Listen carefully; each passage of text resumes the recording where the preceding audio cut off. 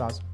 It's almost the new year, and for business news, that means it's covering the predictions for the year ahead out of the big banks. To that end, Saxo is cranking things up a bit here with 10 outrageous predictions for 2023. And Brad, two of these definitely stood out to me. First, Saxo thinks gold prices, which are under $2,000 an ounce now, could hit $3,000 an ounce, really on three factors, all of them tied to, I would say, rising geopolitical risk and what the Federal Reserve banks around the world may or may not do with rates. And the other one here, we were talking about Beyond Meat earlier on the show.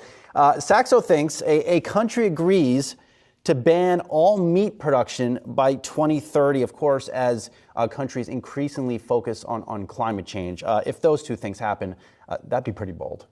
This was the other bold guess that they had made, or prediction that they had made, was that the UK would hold un-Brexit referendum. Now, this is particularly interesting, and I imagine for at least one of our viewers, particularly because it's following a recession and domestic pressure here. But it says that this estimation is based on the UK thrown into political turmoil that will end with a vote to wind back Brexit. Now, that would have major market implications. We had remembered back in, 2016, and I believe it was actually in concert with the day that there was a Russell rebalance also taking place. So you just had this wild market swing that was taking place, and the NASDAQ moved lower by, about 4%. S&P 500, the Dow were rattled extremely because you had essentially the unwinding of currency that was taking place between the UK and the rest of Europe. And so that particularly, I think, is unlikely to happen, but it's a prediction that Saxo's decided to put as a part of 2023's outlook that they are also including within this. OPEC and Chindia walking out of the IMF and agreeing to trade with new reserve assets. But I sure hope the U.S. doesn't ban meat. Come on, I gotta get my tomahawk steak on. I mean, I appreciate climate change, but I need my tomahawk steak. And to that end, Sozzi Bank coming out with prediction for next year, and that is Tim Cook over at Apple. He's been the CEO for 11 years, of course, taking over from Steve Jobs. I think just given everything, the past challenging few years in terms of COVID, everything that's going on in the world, of course, Tim Cook just driving, I would say, tremendous leadership at Apple over his tenure, really doing a phenomenal job by most, if not all measures. I think next year, Brad, could be the one where he signals who his successor will be at some point. You do not hold a CEO job forever. Tim is 62. No clear signs he's slowing down or wants to give up that CEO position.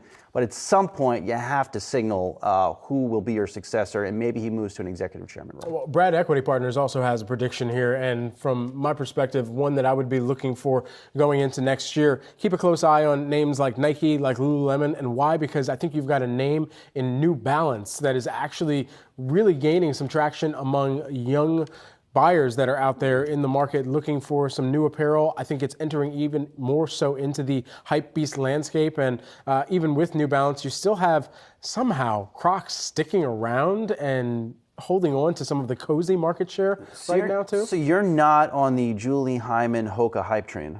I'm not on the Hoka hype train. I also have not tried out Hokas, so I need to say that as well. Okay, but New Balance. But New Balance makes very good casual shoes. I think in casual wear, I think in some of the performance wear as well, they're starting to really catch some attention, at least. It's a larger question for the partnerships that they've been able to net, Kawhi Leonard being one of them, how that performance side continues to hold up in the future, and then in skateboarding as well. I think they've also taken on a lot of the attention, and of course there have been major investments. Nike SB continues to crush it, but it's a lot of the collaborations and limited edition runs that are really taking the cake there for Nike, and they continue to be a powerhouse in that. No flies on that, but I think with regard to who's taking share coming into next year, I think in 2023 we could see more of a continued shift among younger demographics to New Balance as well. In break, I'm gonna tell on you to Julie, and I think she's gonna yell at you. Well, I just need to try Hoka. I just need to try them out. Texting Julie, Julie, we love you.